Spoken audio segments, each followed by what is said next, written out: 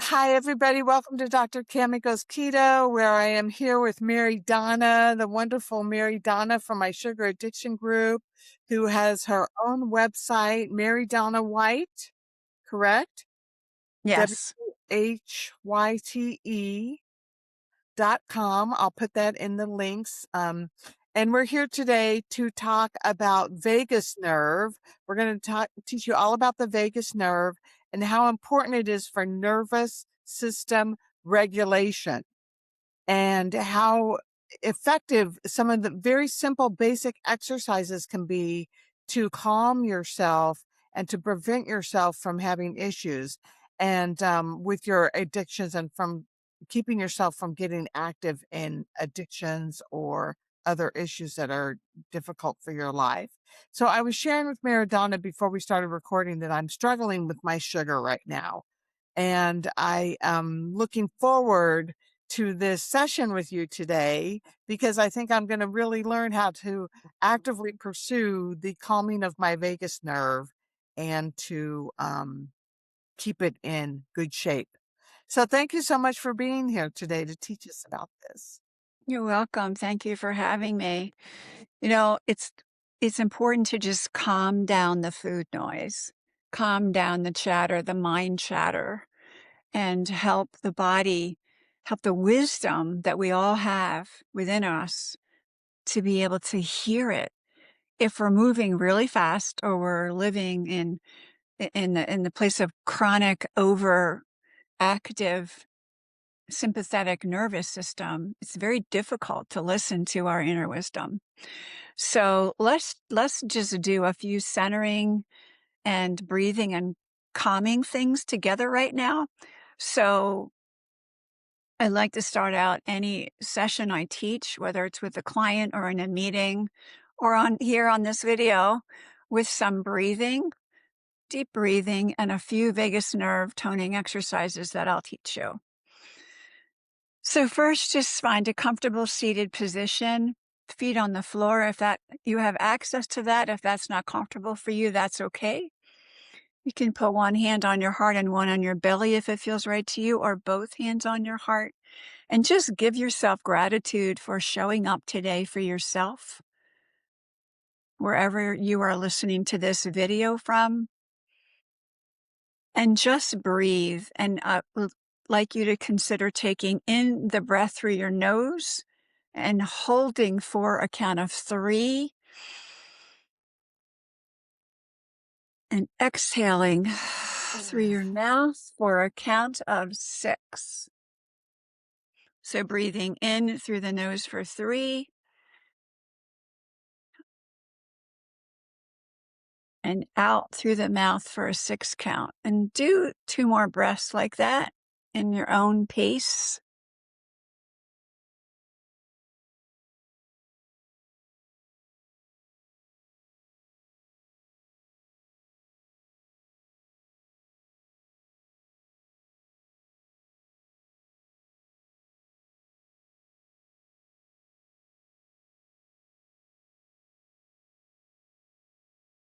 Beautiful. And when you're ready, you can open your eyes. And we're just going to do a few little vagus nerve toning exercises. They don't take very long. I have some resources for you we'll come back to. But one of my favorites is butterfly hug. So you cross your arms, put your tips of your fingers kind of like right above your clavicle. Butterfly wings, what would it be look like? What would it look like to be sitting in a garden watching the butterflies landing on the flowers? What does that feel like? Giving you a hug yourself, and you can reverse your hands and do it the other direction. And what if the butterfly landed on your nose? How fun would that be?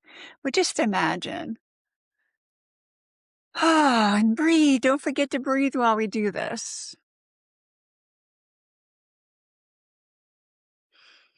All right. And then there's a very simple one. Hands, fingers enlaced behind the neck. Head stays straight forward. Eyes look to the right. and breathe. And what will happen at some point, the longer you do this, is that you may start to feel a deeper sigh. Just a sense of something releasing. Yawning is really wonderful. That's an absolute thing that the vagus nerve is, oh, it's letting go. And then come back, eyes to center. And then keep your head straight. And then now eyes go all the way over to the left and do the same thing. Just breathe. And don't worry if you're not consciously feeling that there's this shift that I say to you might happen. Just allow whatever comes up to happen. And the more you do this, the easier it's going to be to feel that release.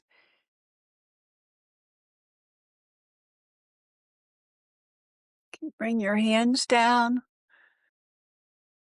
And then we're going to look all the way over to the right and do the same thing. Just breathe.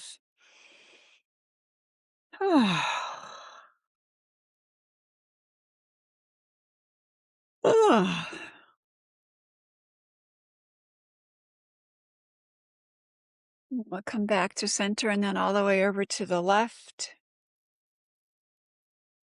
One side may feel different than the other side.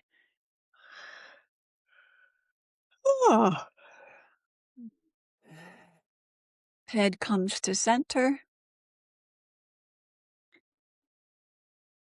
Pull down gently on your earlobes and then out to the sides.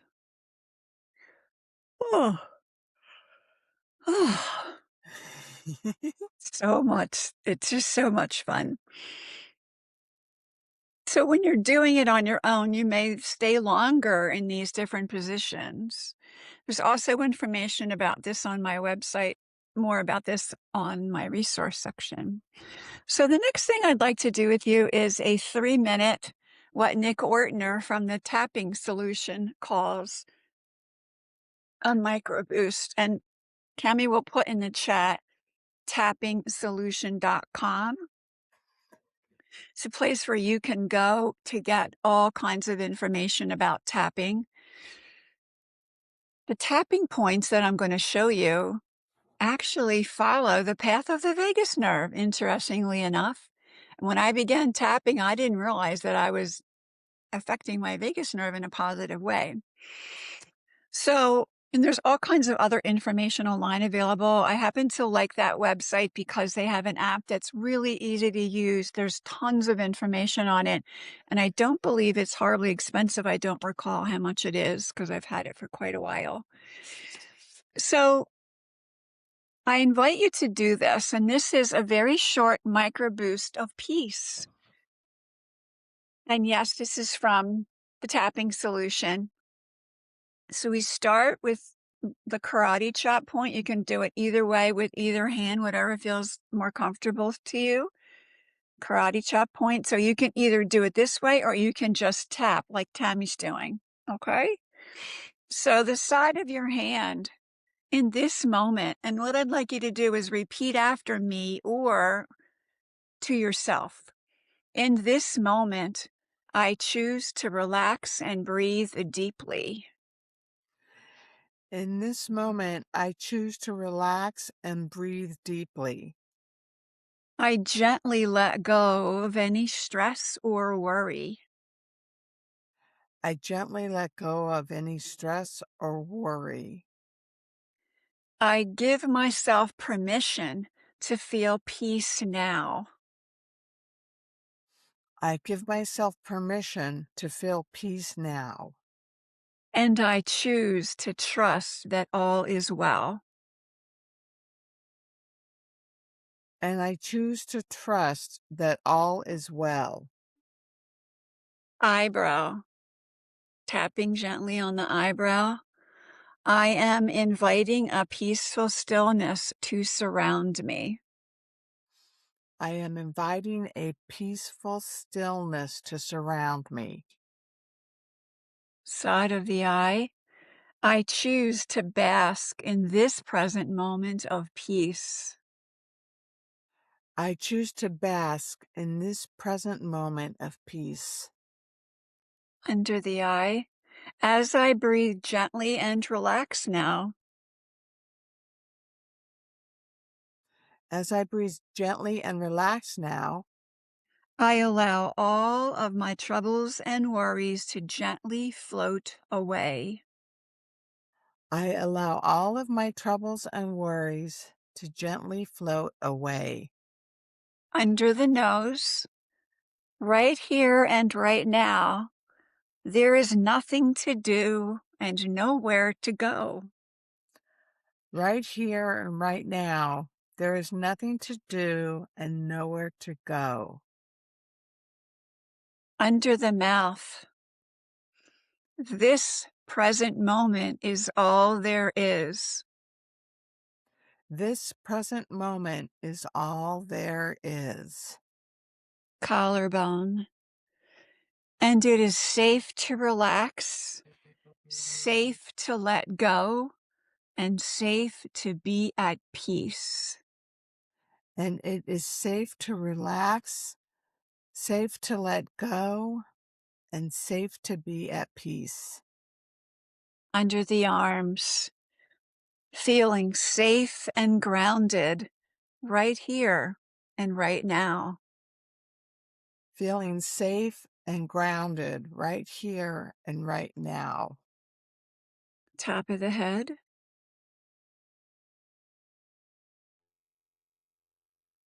I choose to feel peace now. I choose to feel peace now. That starts happening and just take it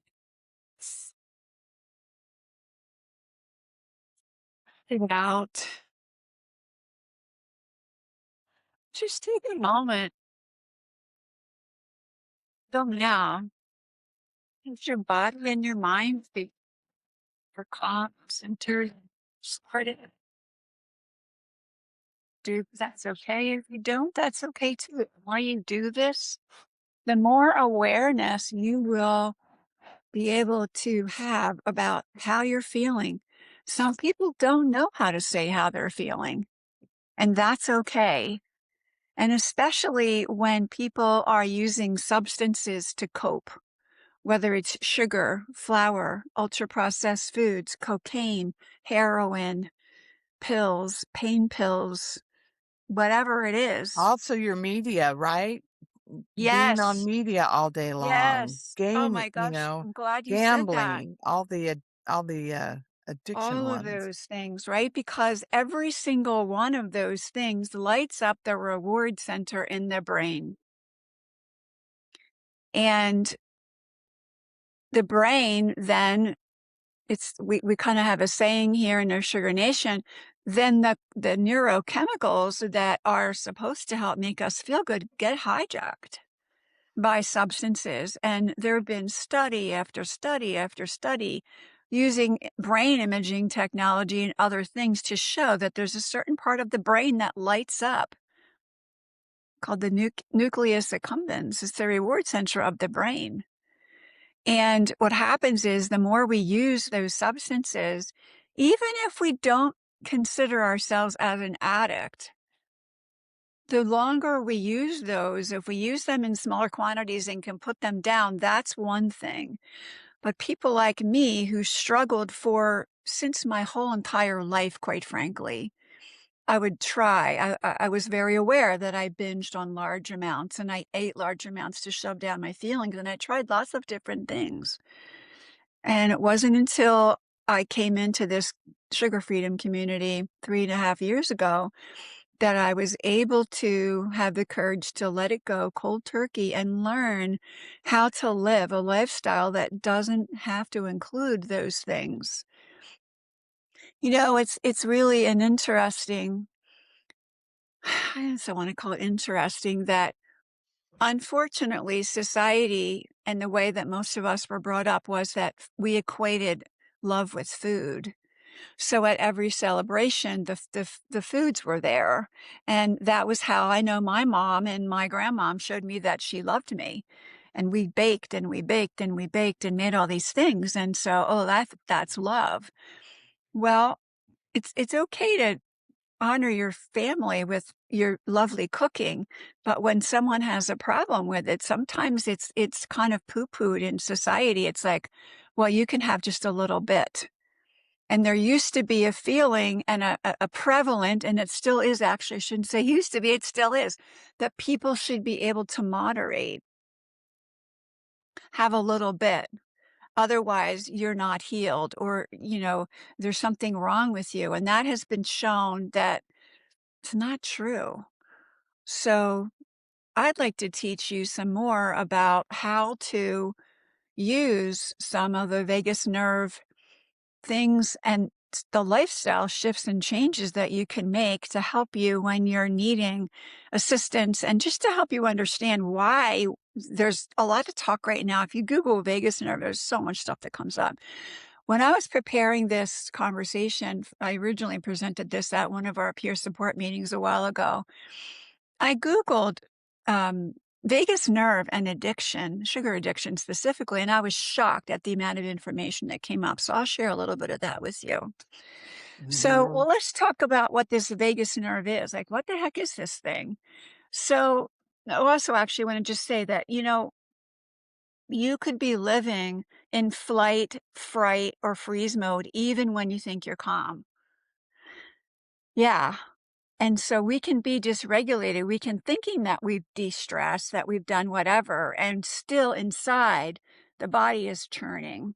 And so sometimes it takes a while for you to realize you're really not calm. You might have shifted yourself out of your very busy work day, but unless there's some conscious effort to calm the nervous system down, it just builds up and builds up. And then that's sometimes when you pop off because you haven't I really think taken that's a care of that. really I think that's a really important point that you bring up because I so relate to that.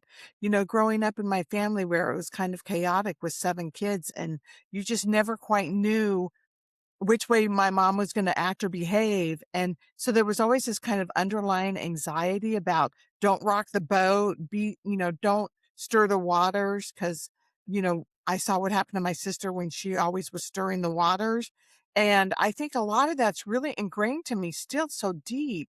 Mhm. It's 63 years old, and so I'll do things to think that I'm calming myself down, but I think in the background, it still lingers there, so I think that a lot of this stuff could really help me. That's a really good point, Cami. Really good point. So, and trying to think your way out of this is counterproductive because you can't. When your nervous system's been triggered, the left brain mind cannot do this. This comes from a very different place. Okay. So let's just talk about the vagus nerve. And as a surgeon, you've actually seen what the vagus nerve looks like. Mhm. And so I'll show you this picture here. This is from and Cami will put this in the notes as well. It's called the Vagus Nerve Deck. It's by Melissa Romano, 75 exercises to reset your nervous system. It's just a wonderful card deck, and there's so much richness in here, and I really like it, and teaches you all kinds of easy, simple things. I need easy and simple. If it's easy and simple, I'll do it. Okay, so while I'm just reading this a little bit of information to you, this is what the picture is. And so the vagus nerve, it's the 10th cranial nerve. There's a left and right side of it. It's a bidirectional highway between the mind and the body. And it's part of the autonomic nervous system, which regulates all your body system functions. So there's parasympathetic nervous system, rest and digest. And then there's the other side of it that is the fight or flight. So it plays a really crucial part in healing chronic stress, helps us process and maintain and manage stress, manage our emotions, stored trauma, chronic pain, and it can help you begin to live with intention when you know how to harness the power of it. Could you see this picture okay when I held that up? Yeah, it needs to come a little higher, like, closer hold it, like, maybe closer to the camera or up to your Oh, forehead, sure. maybe, Okay. and then that way you can understand. Yeah, that's a little bit Is that's that better? perfect. That's Okay. perfect. All And then we right. get to see how it affects everything, the heart, the lungs, the spleen, the liver, all the way down to the kidney and the intestine, the colon, from, your neck, your brain all the way down. It's just really an amazing nerve. It's the largest nerve in the body. It I think really it's is. larger than And the sciatic nerve. It's longer I for I sure. I believe it's larger too. Well, you've seen it in person. So, yes, and so the vagus nerve is Latin for the word wandering, and it does wander. So it takes this long course, and so it comes out of the back of the brain called the medulla, and it comes down the sides of the neck. That's why we do the pulling down the neck, the throat, the heart, the thorax kind of then goes out along the sides of the body. One of the other tapping things goes on the side of the body, down into your abdominal cavity, right? And it hangs out down there with your abdominal organs. So, therefore, if your vagus nerve is not toned, you're going to have digestive issues, can be very challenging. So, when someone's had, and we probably don't have time to go into detail about this today, but when someone's had a gastric bypass surgery, that nerve is often cut and there's no putting it back together. So just know that, and there's other ways that people that have had a gastric bypass, and again, this is a discussion for a different day, can work on their nervous system. But I just wanted to bring that up because somebody might ask that. Well, what if the nerve isn't there? It's been damaged in other surgeries. All right. So when it's toned and healthy, it promotes an overall sense of emotional well-being. We feel balanced, we feel safe, we feel calm, and we can experience a range of emotions. It's really important to have a range of emotions, but the more you're using substances, the harder it is to access those emotions because they are tamped down. And once the brain chemistry starts to heal, when people are off of substances, whatever that substance is for you, the brain starts to wake up, the neurotransmitters start to wake up, and then you can start to look at and process things in a different way. Vagus nerve dysfunction can disrupt the critical gut brain signals that regulate appetite, satiety, reward. That's really important. So, really, most of our neurotransmitters are in our gut. People think they're all in the brain. They're not. There's more in the gut than there are in the brain. So, if Oh, that yes. signal from brain to gut and gut to brain is disrupted, then maybe you don't even realize that you just ate and you're not hungry, or maybe you're eating because you want something to shove down your feelings, and on and on and on. We could go into lots of things around that. So, if the nerve is impaired, it can actually contribute to people wanting to binge or overeat or restrict. And then because of those maladaptive coping mechanisms for stress and trauma. So I'm just going to read to you some of the things that the vagus nerve, and specifically because this is a a platform where we talk about sugar and flour and um, how to live our lives without it, right, and thrive. Mhm. So I'm just going to a couple of the categories because I want to make sure that I save time to talk about the lifestyle changes that you can make in order to have a better quality of working of your nervous system and your vagus nerve. So weakened is satiety signaling. Satiety means that you know when you're full. So under normal conditions, the vagus nerve signals the brain and says, "Oh, I'm full," because all of it has to also do with hormones and the cascade of hormones that get triggered. It's a very complex process, which I'm not going to talk about today, but just trust and know that this information it's all about hormonal function and how that is regulated by the body. It's actually really pretty fascinating. It is. So, yeah. And so, so if you're signaling, your vagus nerve signaling is dysfunctional, or you have vagal resistance, then the satiety signals can be weak or delayed. And so it takes maybe larger amounts of food to feel full. So I thought that was really interesting. Intensified food reward studies show that highly palatable, high calorie foods can overactivate the dopamine release in the brain's reward centers via the vagus nerve pathways. What are ultra processed foods? What are palatable ultra processed foods? Anything, and it comes in a box or a bag that has tons of ingredients in it.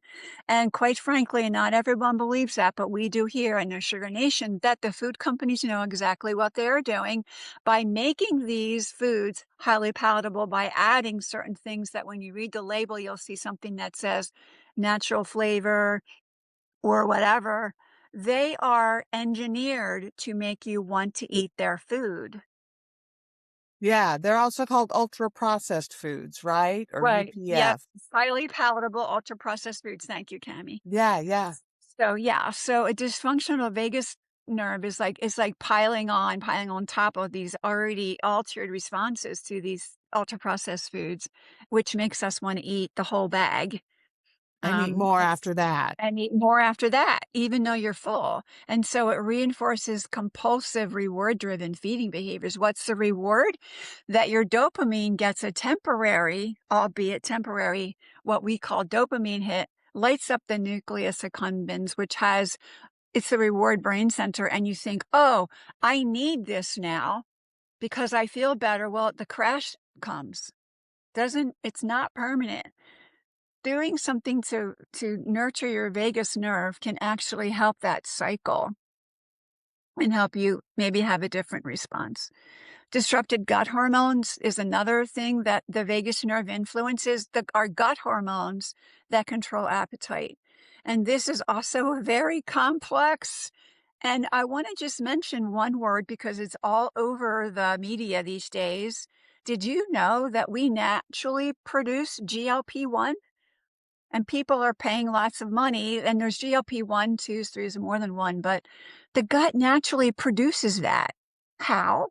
When our system is properly regulated and fed the right things. The natural regulation of the hormones, though, get disrupted if we are not paying attention to our vagus nerve, our stress, managing our stress, and all those kinds of things.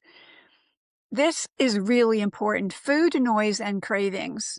In Nurse Sugar Nation, we talk a lot about food noise, about the fact that when we make choices to consume things that are nurturing to our body, depending upon what our bio-individual body wants and needs. And there's a spectrum of how we teach people to nurture themselves without sugar and flour, if they choose to be. What can happen is, the food noise can be so loud. I don't know about you, Cami, but oh my gosh, the food noise sometimes when I was, and I'm going to say using, when I was using it to cope, I Mhm. I could not quiet it no matter what I did. I didn't know what I know now when I'm teaching you. So the Well, food yeah, eating the noise. sugar always quiets my food noise. As soon as I start shoving sugar in my mouth, then it calms down. It's quiet for a temporary time. And then you crash and then you go back to that vicious cycle. Yeah. Yeah, yeah. So I just thought that was interesting, and so that can actually continue to have the cravings to persist and obsessive thoughts about food and not being able to feel full after and satisfied after eating. We talked about that. There is also a role, which I'm not going to get into a lot of this today, but there is a role with vagus nerve function and dysfunction, or if it's not functioning properly, there can be a role that it plays in eating disorders and also anxiety. The trauma and the stress responses, chronic stress can keep the nervous system in fight or flight. And that is not a nice place to live. It's very challenging. And even when people think they're not in fight or flight, sometimes they still are. And what we teach in our community here is that going and looking about your inner workings and your inner world and what happened, maybe that caused some of these things to be very prominent for you, and having to use substances. It's a journey into yourself to look at those things, and so you can make different choices and be free of that. And so we talk a lot about that in our community, and I talk a lot about that with my one-to-one clients and my peer support clients. So it's all possible. It's possible. It really is. A better Change the life is change. possible. It Change is is. possible. There And is with hope. there is hope. And so and the things about the vagus nerve, there's simple things you can do, like just the exercises that we did at the beginning. Mhm. Your ears and your tapping. And those are things that you can do anywhere, any place, and quickly to get Right. yourself calm. Yeah. Hope is on the menu. Dr. Georgia Ede, who is my mentor that I took my my training class on how to use ketogenic nutritional therapies for people with mental health and how to help them get into nutritional ketosis. She talks about hope is on the menu. Hope is on the menu. And I love that saying, right? It is on the menu because we have choices. We have choices over how we choose to live our life. I'm going to read you this little saying here, and then I want to mention the lifestyle and somatic practices. Every day, you get to decide how you feel, how to treat others and yourself, and what kind of person you want to be. Your attitude, your happiness, and kindness are all in your hands. Choose wisely because your choices define who you are.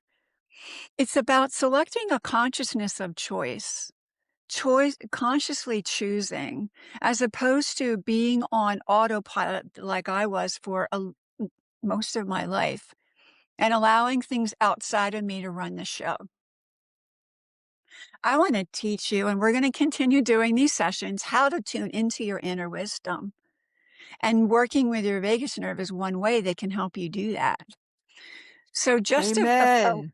a list of a few things here. So some lifestyle and somatic practices that you can use to help to regulate your nervous system. When I'm talking about vagus nerve, I'm talking about the entire nervous system and also directly accessing harnessing the power of that vagus nerve by doing tapping and doing the things that we're talking about. So we did some of these things here today, deep breathing exercises, and we did a very short breath. Can do longer sessions but if you can't do a longer session, do a few minutes. A few minutes is better than none. Your breath is always with you, right? And that's one Mindfulness. of the things. That's mindfulness is what I was going to say about meditation, right? I Yes. work on my breath a lot when I'm working on meditation. And that's Right. 10 minutes to quiet yourself and do some breathing exercises. Hmm. And I pray, um, is a really good thing for you to take. Yeah. It's 10 minutes well spent. Right. And meditation doesn't have to be sit down for an hour on, a cushion and do certain things. It can be, doesn't have to be. You can meditate by going outside. The beautiful spring here we're having in New England. Oh my gosh, the cherry trees are bright pink. I was walking this morning and I just stood beneath one and just looked and stood with that tree and said, thank you. Thank you for your beauty. There's a meditative practice to doing that and being with nature. Humming and singing or gargling. Did you know that those things stimulate the vagus nerve? So, Cool. yeah, you can hum, you can sing, and you can swallow water, gargle swallowing water. So if that might be something you could use as a technique, we call them pattern interruption techniques. When you want to eat, pick up whatever it is that you maybe chosen that you don't want to put in your body anymore. Use some of those things for that as well. And tap in the moment. Even if you don't know the tapping sequences, you can just start tapping on your body. There's Qigong and Tai Chi tapping that doesn't involve specific things like we did today as much. Just start tapping on your body, all over your body, up, down, all around, back, front. And, just sit still for a moment and say, what do I really need? What do I really need right now? Do I need a rest? Do I need to hydrate? Do I need to call a friend? Do I need to lay down on my bed, pet my cat, play with my grandchildren, take my dog for a walk? All of those things to do beautiful things for your brain. The other thing is yoga. And then I already talked about Tai Chi. That's a somatic therapy that focuses on body, um, mindful movement, I'm sorry. I said that wrong. Mindful movement, Tai Chi and Qigong. And then there are somatic practices called somatic experiencing that focus on bodily sensations and how we shift those things. And then EFT. And there are more, but I think we probably need to wrap up. And just to remind everyone, EFT stands for Emotional Freedom Technique. Thank And you. that's, the tapping that we do to free our emotions. It's for me, it literally has been a miracle. It's pretty profound. We do have a coach in our community, Casey, who has 2 meetings, and one meeting is just on tapping. One meeting she stays after the peer support meeting, and she will work with you individually. And that is worth the price of admission to No Sugar Nation, as far as I'm concerned, because she's really good at it, and she's officially trained. I am not. I just have done it for a long time, and I've learned it, but she's officially certified. So Yeah, yeah. yeah, having said that, what else should we talk in our last few minutes, Cami? What else would you like to say or have Well, us I talk would about? just like to say that I think this is a topic that we will be coming back to and addressing time and time again, because the Mhm. vagus nerve is so important. And, I don't pay enough attention to it in my life personally. And Mm, I'm really glad that we had this video conference together, because I'm looking forward to spending more time with, tapping and breathing and, mm. calming myself down. Um, so that I can be happier and more successful with my addictions. Yes, yes. It changes your consciousness. It changes it. It changes your ability. It changes your ability to access your emotions. It shifts you out of fight or flight. You cannot make fight or flight is what we lived in when we were ancestrally, when we were running from the woolly mammoths. It was either run, it was either prey, you know, killing prey or being the prey, right? So these things they're programmed into our DNA. Mhm. That's what we learned, and we don't live in a society like that we are running away from animals that are trying to eat us for food. We do live in a society that is full of all kinds of external stressors. And so being able and the world is a little kind of crazy right now. There's lots of changes going on, right? So I'll speak for myself, in order for me to be able to function in the outer world, I choose to do these practices, and I have a specific meditation practice that I do every day before I leave my house, because if I don't up my own vibration, keep my vibration high, and manage my own state, I'm gonna go out there and I might say something that might get me in trouble, or just not interact well, or not be able to be fully present. It's about learning how to be fully present for your life. It's very Mhm. difficult to be fully present for your life when the Mhm. brain is clouded with the chemicals the chemicals that are in our food today, and our mitochondria are not happy. That's another discussion. We should probably talk about mitochondria, because this I all love comes that down to idea. mitochondrial health. Let's Maybe do we can do that. that next time. Let's make We our can do next that session next about time. mitochondria. That will be great. Some people don't know about Yeah. mitochondria, and They're people the need to powerhouse know. of the powerhouse of the cells, and they love the mitochondria love the things that we're talking about. They don't like to be bathed in toxins that we eat or that we are exposed to in our environment. And So that's just a stress, and chronic stress, stress brings on right? a lot of things that the Yeah, mitochondria don't like. So that'll be our next talk. All right, everybody. Thank you so much, Mary Donna. you're I so welcome. Thank appreciate you you. being here and educating us and making it fun and creating such wonderful things in our lives for us to do, on a day-to-day basis, that are doable, that are, that we can get Mhm. done. Yeah. And I appreciate you, Cami, we've known each other now for quite a while in our community. And I appreciate that you invited me to do this with you. And we have lots of really fun things planned. So, We do. We're going to have fun together. All right. Thank you so much, Mary Donna. And tune in next time, guys. We'll see you then. Bye. bye.